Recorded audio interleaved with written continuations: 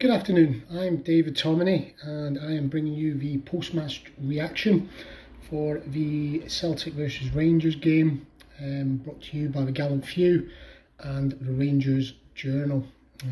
Celtic ran out 2-1 winners today at Parkhead, which pretty much brings an end to Rangers' league challenge for this season. When the teams were announced, I personally wasn't overly optimistic. Felt we went a little bit light in midfield and we should have had Sterling in there with Lundstrom and Diomande. As the previous games against Celtic, we get overrun in midfield, to put it simply. And today was no different.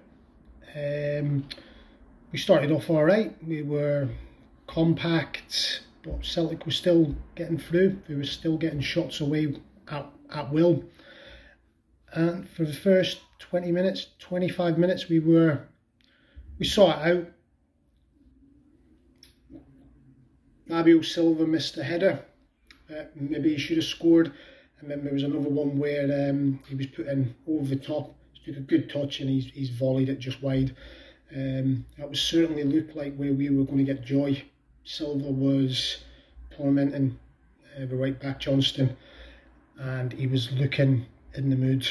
But then, as has happened so much in recent games against Celtic, they just go up the other end, get space, and Matt O'Reilly puts one into the near corner past Jack Butland.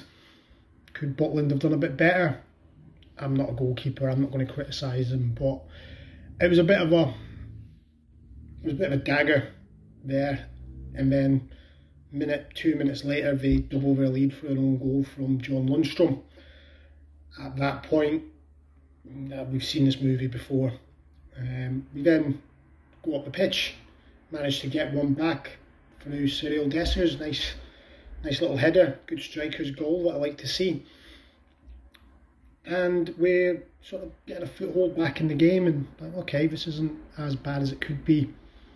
But then, right just before half time, John Lundstrom goes into a challenge that he doesn't need to make. People will argue that it's maybe not a red card. In today's game, it's a red card every day of the week.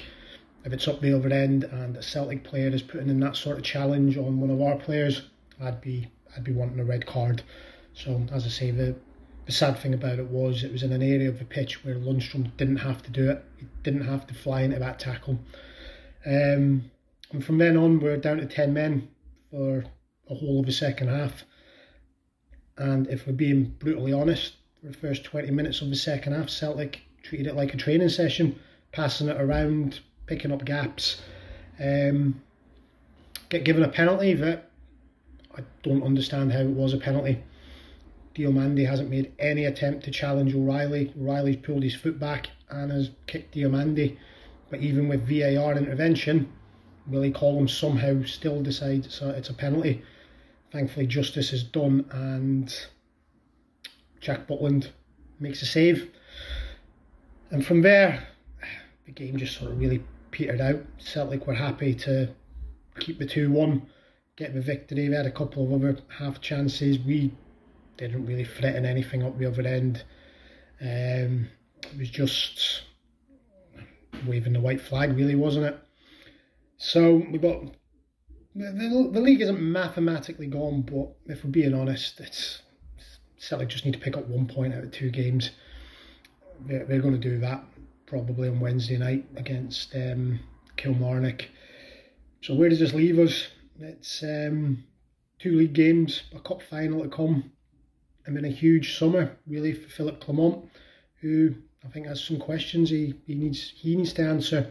That's now 3 games against Celtic where, barring a 92nd minute wonder goal from Rabbi Matondo, he'd be staring at 3 defeats.